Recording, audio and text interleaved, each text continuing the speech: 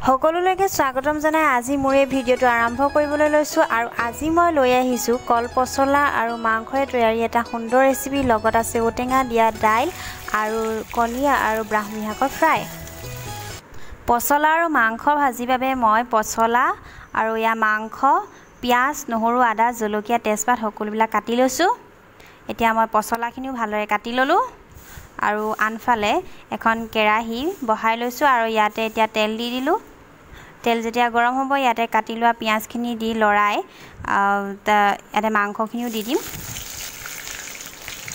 পিয়াজৰ লগতে এতিয়া মই অকণমান নহৰু আৰু অকণমান আদাও দি দিছোঁ আৰু লগতে তেজপাত কিখিলাও দি ভালদৰে লৰাই লৈছোঁ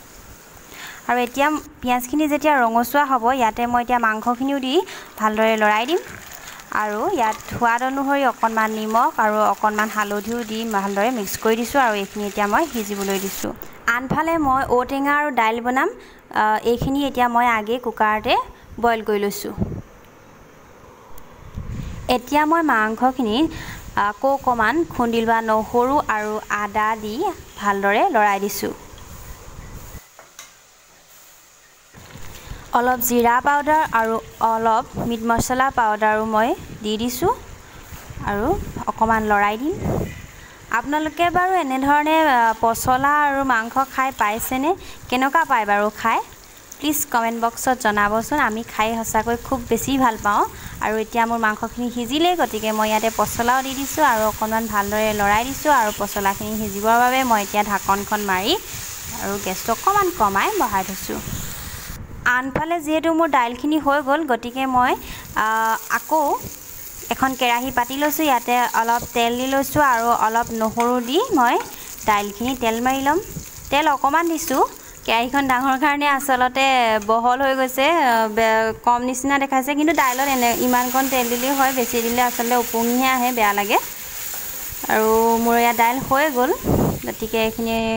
তেল মাৰি এতিয়া মই নমাই ঢাকন দি থৈ দিম আৰু ইফালেতো মোৰ পচলা ভাজি সিজিয়ে আছে আৰু এয়া দাইল হোৱাত মই এইফালে ভাতো পাতি দিলোঁ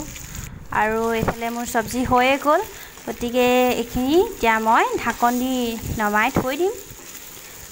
এয়া সিজি গ'ল ৰাখি থওঁ আৰু এতিয়া মই তিয়ঁহ পিঁয়াজ নেমু আৰু জলকীয়া এই সকলোবিলাক কাটি ল'লোঁ এতিয়া মই বনাম ব্ৰাহ্মী শাক আৰু কণী ব্ৰাহ্মী শাক আচলতে নাই অকণমান আছেগৈ ইয়াকে আৰু কণী আৰু পিঁয়াজ দি ভাজিম